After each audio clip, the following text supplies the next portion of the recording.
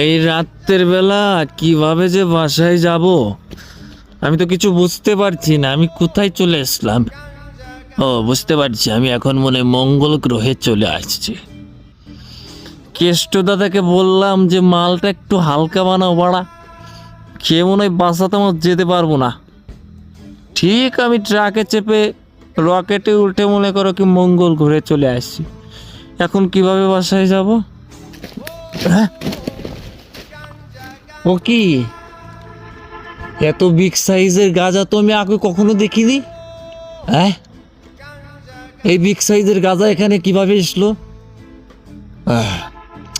ভাল লাগছে না, দেখি একটু অন্য কোথাও যাই।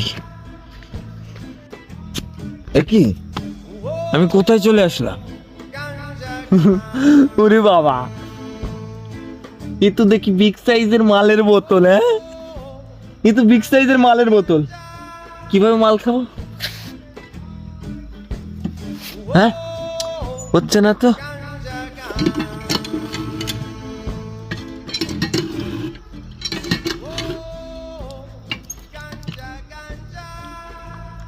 হ্যাঁ, এ দাদা, আমি তো আস্তানা পেয়ে গেছি।